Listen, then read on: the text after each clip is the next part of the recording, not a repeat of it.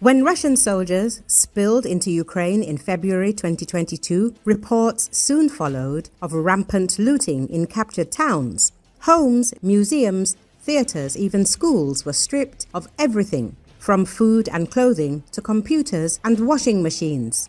The stories of theft and destruction revealed the brutality of Moscow's invasion. Today, a growing body of evidence shows that the Russian military has also inflicted some of its cruelty on its own people, Meduza media outlet says.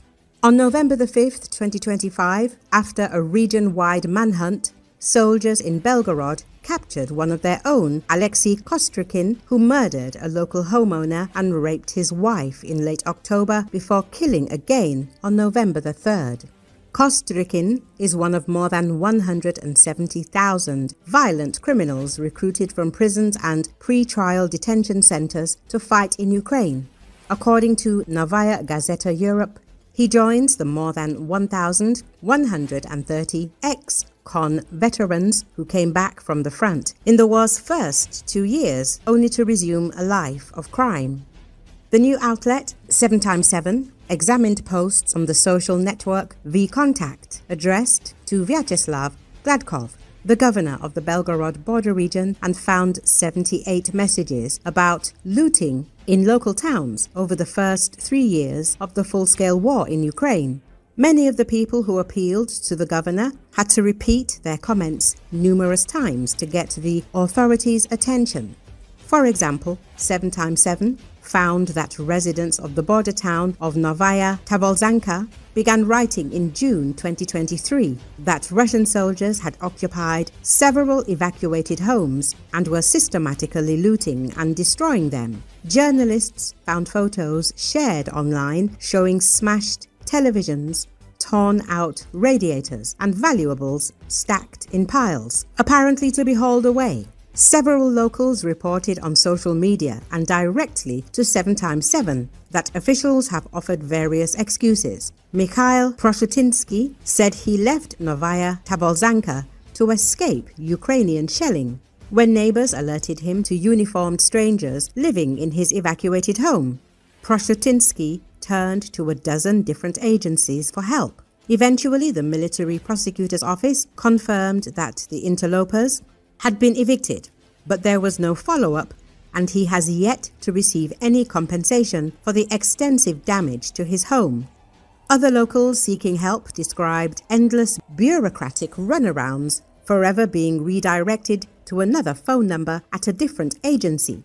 A woman named Maria reached out to the governor in October 2022 on behalf of residents in Krasny Khutor and Novaya Normovka, claiming that local police officers refused to respond to looting because of Ukrainian shelling in the area.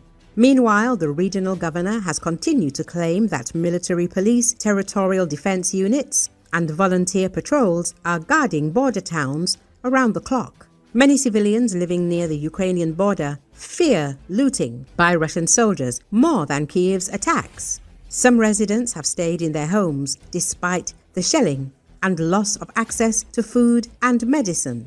7x7 found that complaints about looting in the Belgorod region far outnumber news reports confirming any investigations into such crimes. In the few cases that have reached trial, prosecutors have charged offenders with theft rather than prohibited means and methods of warfare. Well into Russia's special military operation, district officials claimed that they'd yet to record a single case of looting. Governor Gladkov first acknowledged the phenomenon in June 2023, vowing to increase local patrols and protect people's property. Police in the neighboring Kherson region have opened roughly 200 cases on charges of looting, though it's unclear how many of these crimes were committed by Ukrainian troops during their months-long occupation. Local news reports confirm that police have arrested some Russian soldiers for looting, and a handful of cases have attracted media attention. In April 2025, a serviceman named Dmitry Stenkin attacked a family in the town of Giri, killing the mother, wounding the father, and briefly kidnapping their 2 young daughters. He was soon arrested, but the family reportedly fears that the military might try to cover up the incident. Stenkin is a convicted rapist who has been in and out of prison for the past several years for offences that include threatening murder, attacking a police officer, and evading parole.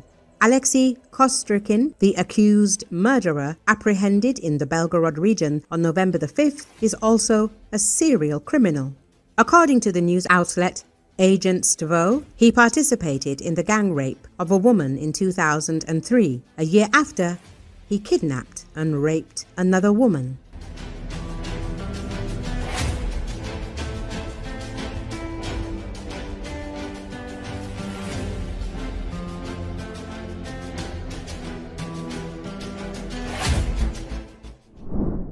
Ukrainian troops have launched a drone strike on a Russian dugout where Russian soldiers were stationed in Kursk region. The attack has set the area surrounding the dugout ablaze.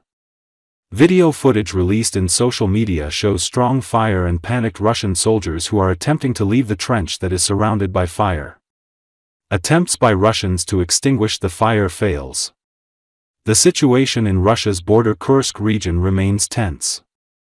Ukrainian troops staged a large-scale incursion into the Kursk region in August last year in an attempt to create a buffer zone to prevent cross-border attacks by Russian forces.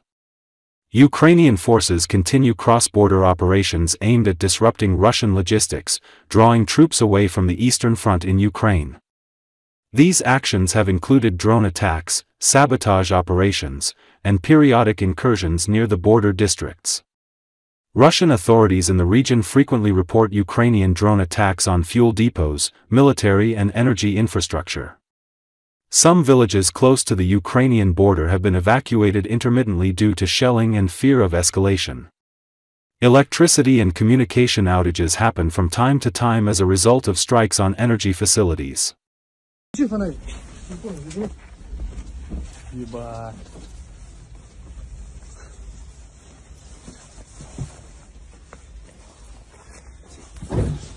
У меня тут наушники еще мои оригинальные лежат. Чё? Давай, Жень, компьютер возьми, главное. Стой, стой, стой, стой, стой. Куда вы прыгаете, сука?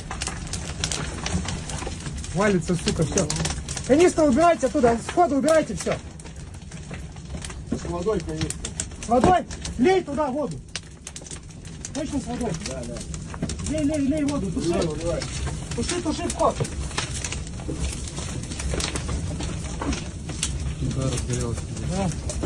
Туши, туши вход.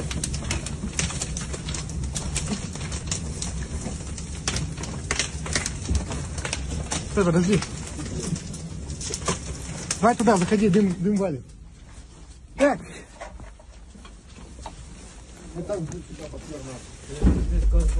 Дым уже сюда попер, нахуй. Баллон здесь с газом, нахуй. Где? Здесь стоит. Затаскивай его сюда, вовнутрь. Дым не дотянется, нахуй. Дым сюда попер, нахуй. Хуёво дело. Что там, Ваня, пизда? Чё? Давай, выбегай! Пошёл!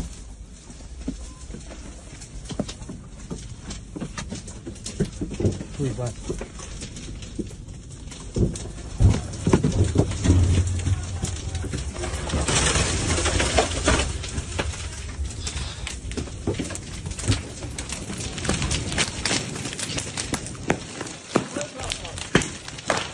Пизда на...